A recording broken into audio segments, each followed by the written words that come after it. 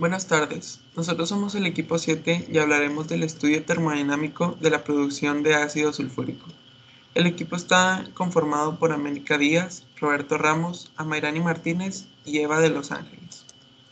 Introducción. El ácido sulfúrico es un compuesto químico altamente corrosivo. Se obtiene generalmente de los laboratorios a partir del dióxido de azufre. Este es uno de los productos más generados y empleados en el mundo, ya que posee numerosas propiedades y aplicaciones en la industria, así como para la síntesis de otros materiales químicos. Resulta prácticamente importante para la industria de los fertilizantes, detergentes y plásticos.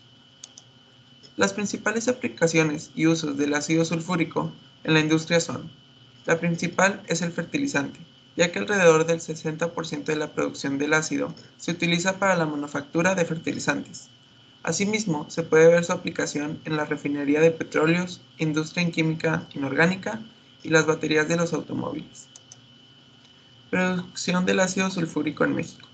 Gracias al Departamento de la Investigación Industrial del Banco de México, pudimos recolectar esta información de la producción de ácido sulfúrico que se obtuvo desde los años de 1950 hasta el 2010, en la cual se le puede ver un incremento de 40.000 toneladas a 160.000 toneladas de ácido sulfúrico. Actualmente México cuenta con diversas industrias y plantas productoras de este ácido, pero las más importantes se encuentran en el Estado de México, Coahuila, San Luis Potosí, Nuevo León y la CDMX. En el siguiente mapa se puede observar la ubicación y el nombre de las empresas. A continuación hablaré de la descripción del método de contacto que se utiliza para la producción del ácido sulfúrico. Este método se puede dividir en tres etapas. La primera etapa es la producción del dióxido de azufre. Como se puede ver en la primera reacción, esta se lleva a cabo del azufre puro como reactivo sólido. En cambio, las industrias utilizan otras fuentes primarias para la producción del dióxido de azufre, como por ejemplo la pirita, que es un mineral de disulfuro de hierro que por medio de la tostación con exceso de aire produce óxido de hierro 3 y dióxido de azufre en una reacción redox. Cuando finalmente se obtiene este dióxido de azufre, se llevan a cabo ciertos métodos de purificación. En la segunda etapa pasa la producción del trióxido de azufre. La producción de este compuesto se lleva a cabo con la reacción de dióxido de azufre y oxígeno en una reacción exotérmica reversible.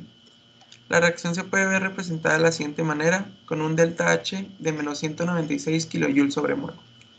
Esta reacción se lleva a cabo en presencia de un catalizador sólido, en este caso el pentaóxido de vanadio, y las condiciones óptimas para llevar a cabo esta reacción son de 400 a 400 grados Celsius y a una o dos presiones de atmósfera.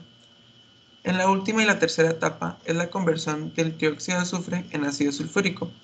Para convertir este compuesto en ácido sulfúrico no se puede hacer de manera directa con la simple reacción con el agua, ya que esto es una reacción incontrolable y desprende muchísima energía.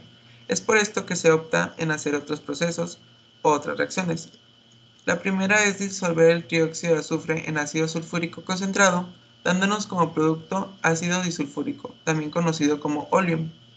Este oleum puede reaccionar con agua de forma segura, dándonos un ácido sulfúrico en una concentración del 77 al 79% en su peso. A continuación se puede ver el diagrama de método de contacto que se utiliza para la producción del ácido y asimismo la reacción a la cual se hará este estudio. Proseguimos con el planteamiento, en este caso el equilibrio de fases, donde buscamos los datos de la temperatura de ebullición y fusión, los puntos triples tanto para presión como temperatura y los puntos críticos de igual forma para la temperatura y presión de cada sustancia en la reacción, que son el dióxido de azufre, el oxígeno molecular y el trióxido de azufre. Siguiente. Para el equilibrio de reacción del triosulfato de azufre se tienen como datos los delta H de formación, los delta G de formación, los CP de formación, así como los variables de A, B, C y D de cada sustancia que involucra esta reacción. Siguiente. A continuación tenemos el diagrama de fases donde podemos ver la relación entre temperatura y presión de cada sustancia, considerando el punto triple y punto crítico, donde este último ya fue alcanzado a temperaturas de entre 670 y 725 Kelvin aproximadamente, que es la temperatura que nuestro proceso requiere, por lo cual cuando se lleva a cabo todas las sustancias se encuentran en estado gaseoso.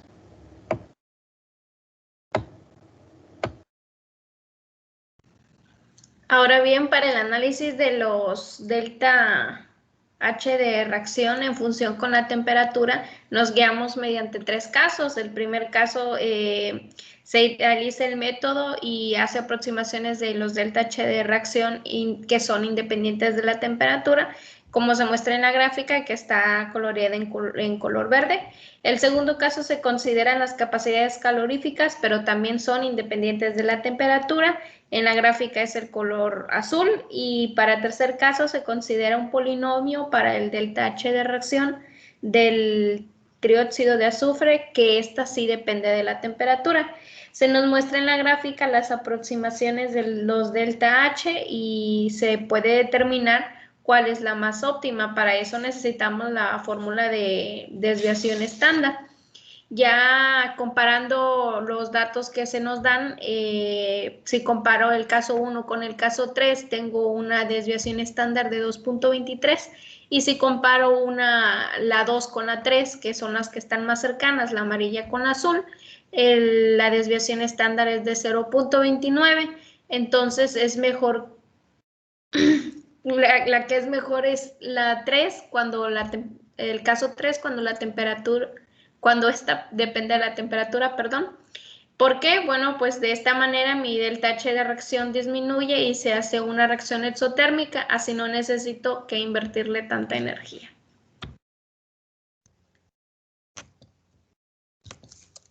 Bueno, ahora vamos a estudiar dos casos. El primero es un equilibrio con alimentación equimolar, es decir, se alimentan igual cantidad de moles de ambos reactivos, que para esta reacción son el dióxido de azufre y el oxígeno molecular. Siguiente.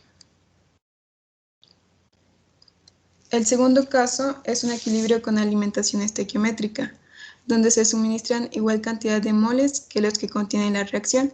En este caso, 2 moles para el dióxido de carbono y 1 mol para el oxígeno.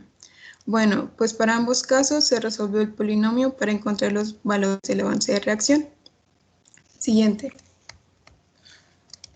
Bueno, aquí ya comparando ambos casos, como se puede observar, la máxima cantidad generada fue de 0.67 mol para el caso 1 y 0.98 mol para el caso 2. Si bien se obtuvo mayor cantidad de moles para el caso 2, el porcentaje de conversión mayoritario fue para el caso 1, tomando en cuenta la cantidad de moles suministrados. Pero en ambos casos es claro que la reacción se ve favorecida a temperaturas bajas, y en cuanto a la presión, esta empieza a tener un impacto después de los 800 kelvins. Siguiente. Bueno, como conclusiones, tenemos que de acuerdo al equilibrio de fases, todas las sustancias se encuentran en fase gaseosa a condiciones estándar.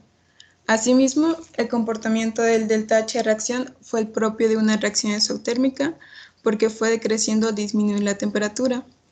En cuanto a la variación de Kp y delta G de reacción en función de la temperatura, se demostró que a temperaturas mayores de 1050 kelvins el equilibrio se desplaza hacia los reactivos y el proceso deja de ser espontáneo. En cuanto al análisis termodinámico, demostró que para favorecer la producción de trióxido de azufre es conveniente operar a temperaturas de 293 hasta 673 kelvins. En cuanto a la presión, se observa que elevadas presiones favorecen significativamente la producción de trióxido de azufre cuando el equilibrio se empieza a desplazar a la izquierda, que es a los 1050 kelvins aproximadamente. Siguiente. Y bueno, también desde una perspectiva termodinámica, la formación de trióxido de azufre se favorece con una alimentación estequiométrica, pero el porcentaje de conversión es mayor que una alimentación equimolar. Finalmente, comparando con las condiciones industriales establecidas del proceso, podría parecer contradictorio que se desarrolle a temperaturas altas, cuando la reacción se favorece a temperaturas bajas, pero hay que considerar las velocidades de reacción y que aún a 800 Kelvin tiene un gran rendimiento esta reacción.